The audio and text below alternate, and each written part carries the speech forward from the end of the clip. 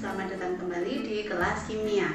Kali ini Miss Manis akan membahas tentang soal TPHBS mata pelajaran kimia. Apa saja yang akan kita bahas di sini?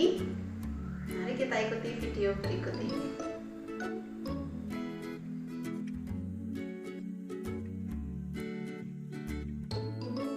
Anakku, kali ini kita akan membahas tentang soal TPHBS.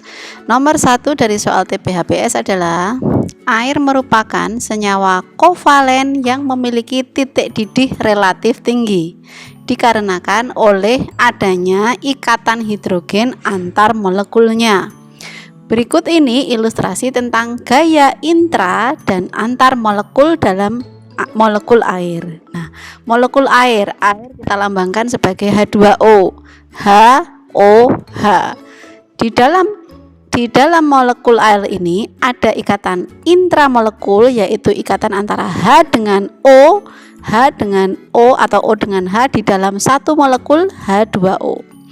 Tapi kalau antar molekul berarti antar molekul H2O1 dengan molekul H2O yang lain. Nah, ini ada ikatan namanya ikatan hidrogen yang saya tunjuk seperti ini. Nah, berdasarkan gambar di atas, ikatan hidrogen ditunjukkan oleh nomor 2 atau jawabannya adalah B.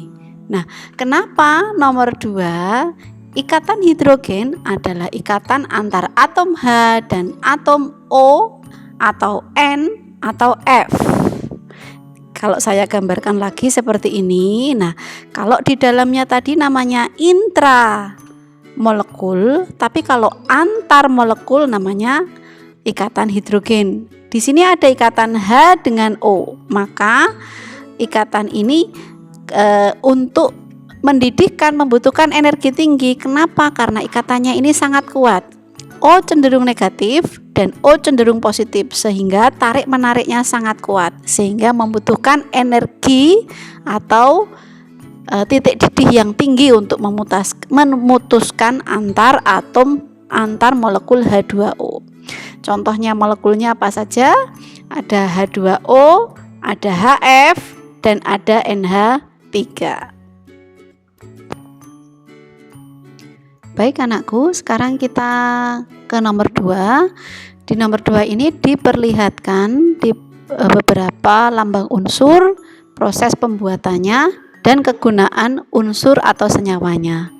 Nah, P lambang unsurnya yaitu fosfor, prosesnya bukan kontak tapi proses Wohler. Kemudian dia memang benar digunakan untuk campuran mesiu. Kemudian Mg magnesium, prosesnya memang benar proses Dow dan dia digunakan sebagai antasida atau obat mah yang rumusnya MgOH 2 kali. Jadi yang kedua adalah benar.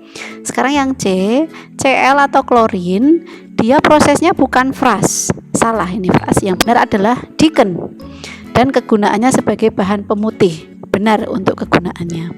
Kemudian yang keempat, krom atau Cr, proses pembuatannya benar, namanya Goldsmith dan digunakan sebagai paduan logam untuk logam baja. Jadi nomor 4 betul ya. Nah, sekarang nomor 5. Nomor 5 lambang unsurnya N, dia adalah nitrogen. Proses pembuatannya namanya destilasi fraksinasi udara. Dan kegunaannya bukan bahan pengembang kue, tapi digunakannya untuk memadamkan api. Gitu ya. Oke. Jadi jawabannya adalah D, 2 dan 4. Oke, sekarang kita akan melanjutkan di nomor 3. Di sini di nomor 3 diberitahukan data percobaan reaksi magnesium dengan oksigen membentuk magnesium oksida sebagai berikut.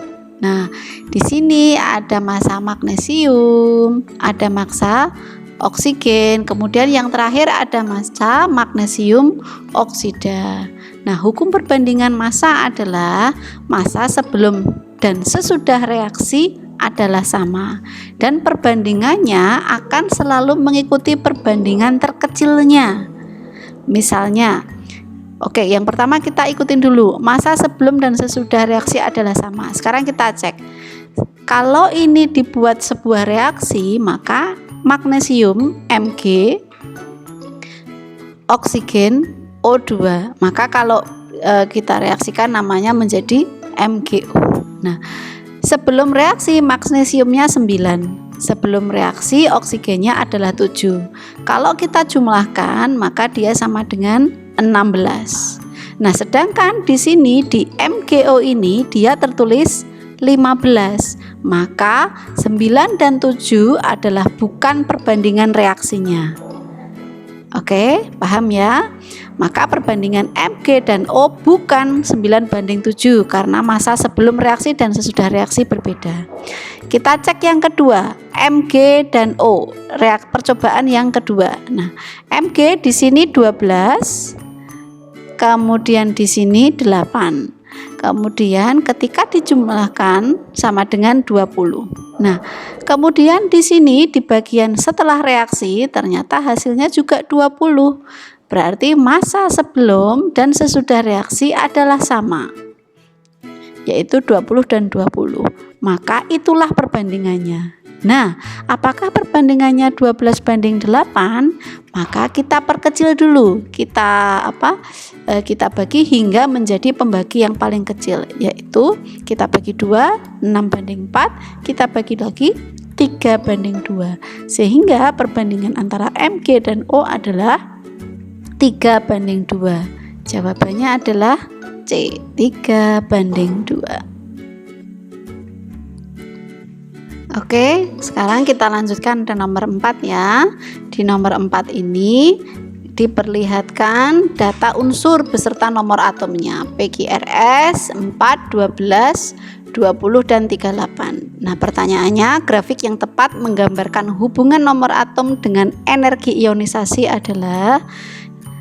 Nah, sebelum kita menggambarkan, kita harus tahu dulu apa itu energi ionisasi.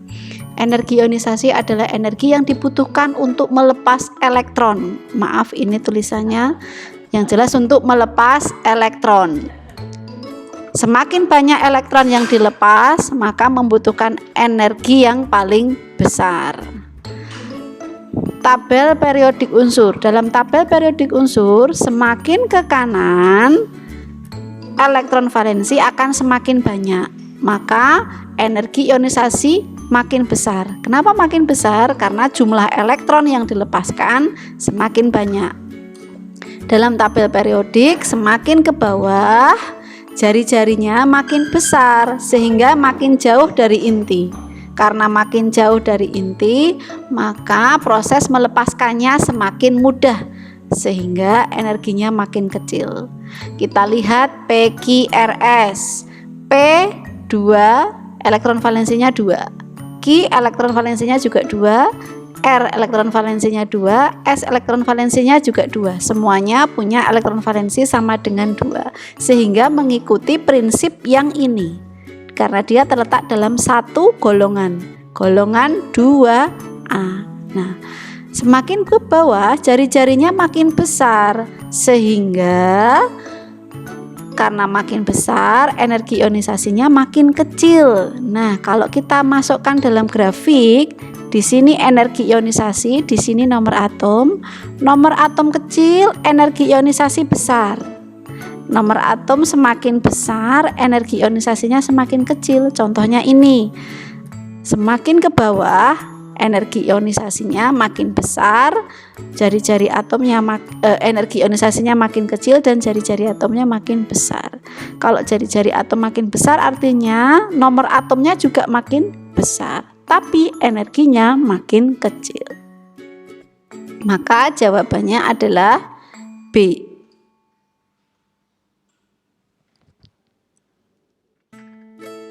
Oke anakku, kita lanjutkan ke pembahasan soal TPHBS nomor 5. Di sini disediakan ada 2 macam bentuk molekul. Yang pertama ini adalah segitiga sama sisi, masing-masing sudutnya 120. Yang kedua adalah bentuk linear, garis lurus yang mempunyai sudut 180. Nah, maka senyawa-senyawa yang mempunyai bentuk molekul 1 dan 2 ini adalah senyawa apa saja? Oke, karena kita lihat yang pertama kita lihat ini bentuknya segitiga sama sisi. Kalau segitiga sama sisi berarti dia tidak punya pengganggu. Karena tidak punya pengganggu, maka dia tidak punya PEB atau pasangan elektron bebas. Nah, dalam hal ini dia adalah BF3. BF3 dia nomor atomnya 3, berarti kalau dibuat konfigurasi 2 dan 1. Sedangkan F9 maka konfigurasinya adalah 2 dan 7, sehingga F membutuhkan 1 elektron untuk oktet. Nah, B mempunyai 3 elektron, saya lambangkan sebagai silang. Kemudian F mempunyai 7 elektron valensi, saya lambangkan sebagai titik-titik. Nah, karena dia tidak punya PEB, maka bentuk ini adalah bentuk segitiga sama sisi.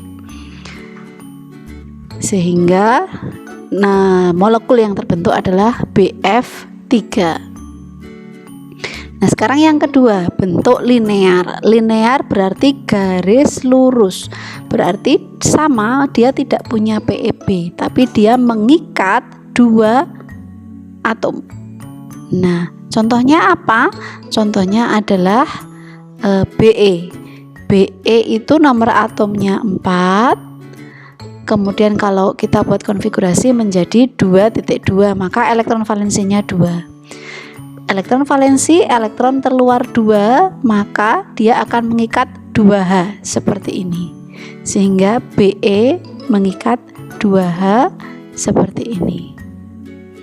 Nah, ini bentuknya adalah linear. Mudah ya?